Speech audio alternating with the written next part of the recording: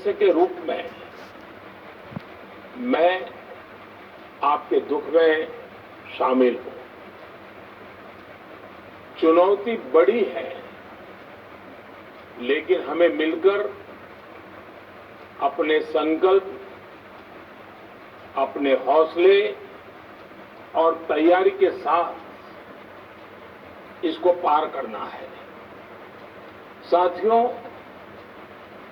अपनी बात को विस्तार देने से पहले मैं देश के सभी डॉक्टरों, मेडिकल स्टाफ, पैरामेडिकल स्टाफ, हमारे सभी सफाई कर्मचारी भाई बहन, हमारे एम्बुलेंस के ड्राइवर्स, हमारे सुरक्षा बल, पुलिसकर्मी, सभी की सराहना करूंगा। आपने कोरोना की पहली वेव में भी अपना जीवन दांव पर लगाकर लोगों को बचाया था। आज आप फिर इस संकट में अपने परिवार, अपने सुख, अपनी चिंता छोड़कर दूसरों का जीवन बचाने में दिन रात जुटे हुए हैं। साथियों, हमारे शास्त्रों में कहा गया है, त्याज्यम न धैर्यम विदुरेऽपि काले, अर्थात कठिन से कठिन समय में भी हमें धैर्य नहीं खोना चाहिए। किसी भी परिस्थिति से निपटने के लिए हम सही निर्णय लें, सही दिशा में प्रयास करें, तभी हम विजय हासिल कर सकते हैं। इसी मंत्र को सामने रखकर आज देश दिन रात काम कर रहा है। बीते कुछ दिनों में जो फैसले लिए गए हैं, जो कदम उठाए गए हैं, वो स्थिति को तेजी से सुधारेंगे। इस बार कोरोना संकट में देश के अनेक हिस्से में ऑक्सीजन की डिमांड बहुत ज्यादा बढ़ी है। इस विषय पर तेजी से और पूरी संवेदनशीलता के साथ काम किया जा रहा है। केंद्र सरकार, राज्य सरकारें, प्राइवेट सेक्टर, सभी की पूरी कोशिश है कि हर जरूरतमंद को ऑक्सीजन मिले। ऑक्सीजन प्रोडक्शन और सप्लाई को बढ़ाने के लिए भी कई स्तरों पर उपाय किए जा रहे हैं। राज्यों में नए ऑक्सीजन प्लांट्स हो, 1 लाख नए सिलेंडर पहुंचाने हो, औद्योगिक इकाइयों में इस्तेमाल हो रही ऑक्सीजन का मेडिकल इस्तेमाल हो, ऑक्सीजन रेल हो, हर प्रयास किया जा रहा है। साथियों, इस बार जैसे ही कोरोना के केस बढ़े, देश के फार्मा सेक्टर ने दवाइयों का उत्पादन और बढ़ा दिया है। आज जनवरी फरवरी की तुलना में देश में कई गुना ज्यादा दवाइयों का प्रोडक्शन हो रहा है। इसे अभी और तेज किया जा रहा है। कल भी मेरी देश की फार्मा इंडस्ट्री के बड़े जो प्रमुख लोग हैं, उसके जो एक्सपर्ट लोग हैं, उनसे बहुत लंबी चर्चा हुई है। प्रोडक्शन बढ़ाने के लिए हर तरीके से दवाई कंपनियां की मदद ली जा रही है। हम सौभाग्यशाली हैं कि हमारे देश के पास इतना बड़ा मजबूत फार्मा सेक्टर है, जो बहुत अच्छी और तेजी से दवाइयां बनाता है। इसके साथ ही अस्पतालों में बेड की संख्या को बढ़ाने का भी काम तेजी से चल रहा है। कुछ शहरों में ज्यादा डिमांड को देखते हुए विशेष और विशाल कोविड हॉस्पिटल बनाए जा रहे हैं। साथियों, पिछले वर्ष जब देश ने कोरोना के कुछ ही मरीज सामने आए थे, उसी समय भारत में कोरोना वायरस के खिलाफ प्रभावी वैक्सीन के लिए काम शुरू कर दिया था। हमारे वैज्ञानिकों ने दिन रात एक करके बहुत कम समय में देशवासियों के लिए वैक्सीन विकसित की है। आज दुनिया की सबसे सस्ती वैक्सीन भारत में है। भारत की कोल्ड चेन व्यवस्था के अनुकूल वैक्सीन हमारे पास है। इस प्रयास में हमारे प्राइवेट सेक्टर ने इनोवेशन और एंटरप्राइज की भावना का बेहतरीन प्रदर्शन किया है। वैक्सीन की अप्रूवल्स और रेगुलेटरी प्रोसेसेस को फास्ट ट्रैक पर रखने के साथ ही सभी साइंटिफिक और रेगुलेटरी मदद को बढ़ाया गया है। यह एक टीम एफर्ट है, जिसके कारण हमारा Bharat 2 made in India vaccine के साथ दुनिया का सबसे बड़ा टीकाकरण अभियान शुरू कर पाया। टीकाकरण के पहले चरण से ही गति के साथ ही इस बात पर जोर दिया गया कि ज्यादा से ज्यादा क्षेत्रों तक, जरूरतमंद लोगों तक वैक्सीन पहुंचे। दुनिया में सबसे तेजी से भारत में पहले 10 करोड़, फिर 11 करोड़ और अब 12 करोड़ वैक्सीन डोज दिए गए हैं। आज कोरोना से इस लड़ाई में हमें हौसला मिलता है कि हमारे health care workers, frontline corona warriors और सीनियर सिटीजन्स के एक बड़े हिस्से को वैक्सीन का लाभ मिल चुका है।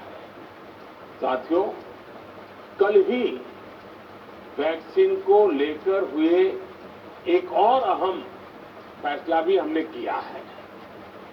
1 मई के बाद से 18 वर्ष के ऊपर के किसी भी व्यक्ति को वैक्सीनेट किया जा सकेगा।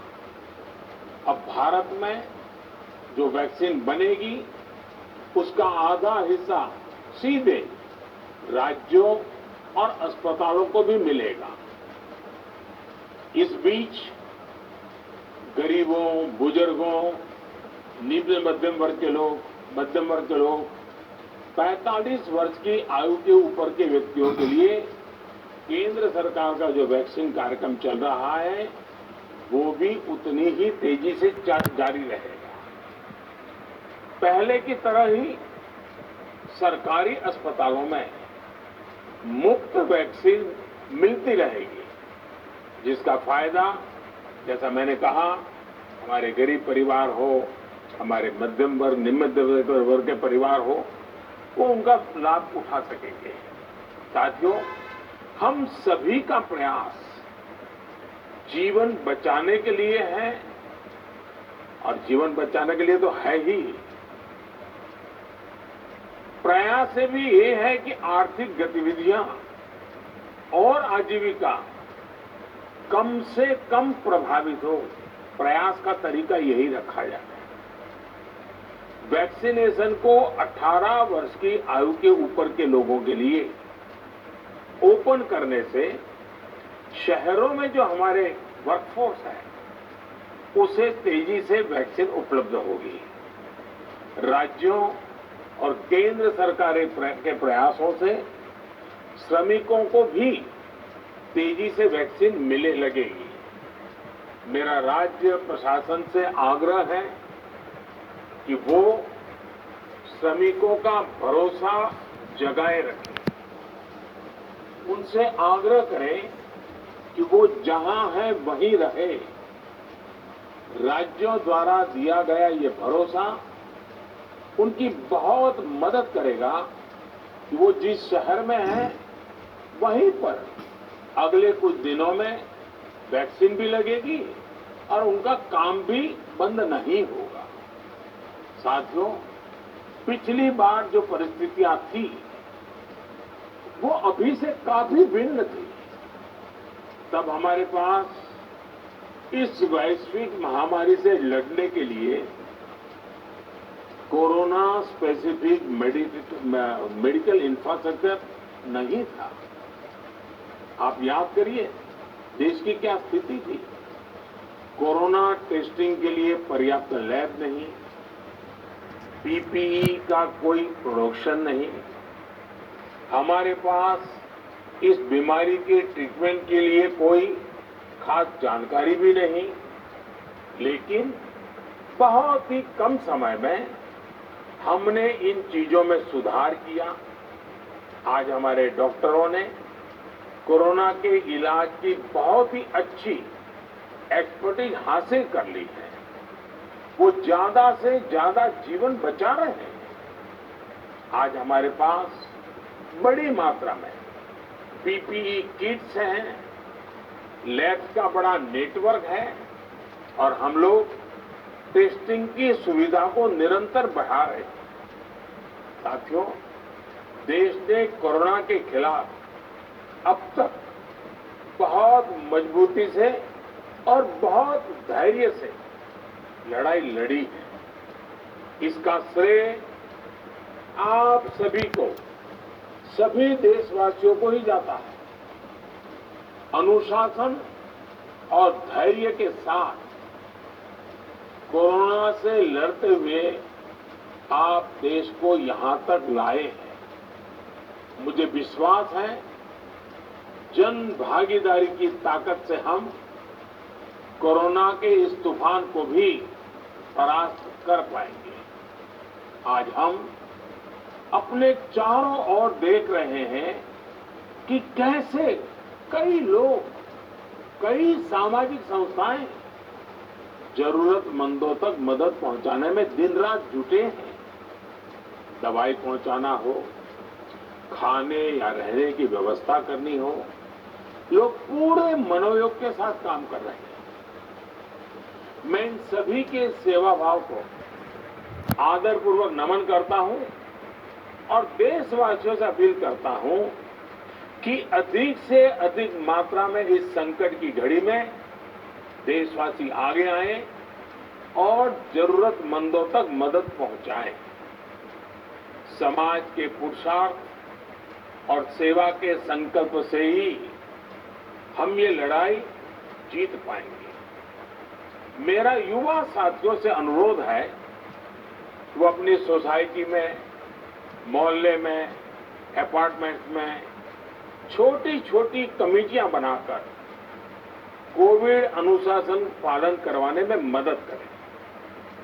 हम ऐसा करेंगे तो सरकारों को न कभी कंटेनमेंट जोन लगाने की जरूरत पड़ेगी, न कर्फ्यू लगाने की जरूरत पड़ेगी और लॉकडाउन का तो सवाल ही नहीं उठता है, आवश्यकता ही नहीं पड़ेगी। स्वच्छता अभियान के समय देश में जागरूकता फैलाने के लिए मेरे बाल मित्रों ने बहुत मदद की थी। छोटे छोटे बालक, 5वीं, 7वीं, 8वीं, 10वीं में पढ़ने वाले, उन्होंने घर के लोगों को समझाया था, मनाया था। उन्होंने बड़ों को भी स्वच्छता का संदेश दिया था। आज मैं फिर अपने बाल मित्रों से एक बात विशेष तौर पर कहना चाहता हूं। मेरे बाल मित्र, घर में ऐसा माहौल बनाइए कि बिना काम, बिना कारण घर के लोग घर से बाहर न निकले। आपकी जीत बहुत बड़ा परिणाम ला सकती है। प्रचार माध्यमों से भी मेरी प्रार्थना है कि ऐसे संकट की घड़ी में वो लोगों को सतर्क और जागरूक करने के लिए जो प्रयास कर रहे हैं उसे और बढ़ाएं। इसके साथ ही इसके लिए भी काम करें कि डर का माहौल कम हो सके, लोग अफवाह और भ्रम में न आए। साथियों, आज की स्थिति में हमें देश को लॉकडाउन से बचाना है। मैं राज्यों से भी अनुरोध करूंगा कि वो लॉकडाउन को अंतिम विकल्प के रूप में ही इस्तेमाल करें। लॉकडाउन से बचने की भरपूर कोशिश करनी है और माइक्रो कंटेनमेंट जोन पर ही ध्यान केंद्रित करना है। हम अपनी अर्थव्यवस्था की सेहत भी सुधारेंगे और देशवासियों की सेहत का भी ध्यान रखेंगे। साथियों, आज नवरात्रि का आखिरी दिन है। कल रामनवमी है और मर्यादा पुरुषोत्तम श्री राम का हम सभी को यही संदेश है कि हम मर्यादाओं का पालन करें। कोरोना के इस संकट काल में कोरोना के बचने के जो भी उपाय हैं, कृपया करके उनका पालन 100% करिए। दवाई भी, कड़ाई भी, इस मंत्र को कभी भी भूलना नहीं है। ये मंत्र जरूरी है, वैक्सीन के बाद भी जरूरी है। रमजान के पवित्र महीने का भी आज 7वां दिन है। रमजान हमें धैर्य, आत्मसंयम और अनुशासन की सीख देता है। कोरोना के खिलाफ जंग जीतने के लिए अनुशासन भी, उसकी भी उतनी ही जरूरत है। जब जरूरी हो तभी बाहर निकले। कोविड अनुशासन का पूरा पालन करें। मेरा आप सभी से यही आग्रह है। मैं आपको फिर ये भरोसा देता हूं, आपके इस साहस, धैर्य और अनुशासन के साथ जुड़कर आज जो परिस्थितियां हैं, उन्हें बदलने में देश कोई कसर नहीं छोड़ेगा। आप सभी स्वस्थ रहें, आपका परिवार स्वस्थ रहे, इसी कामना के साथ मैं अपनी बात समाप्त करता हूं। आपका बहुत बहुत धन्यवाद। तो प्रधानमंत्री नरेंद्र मोदी का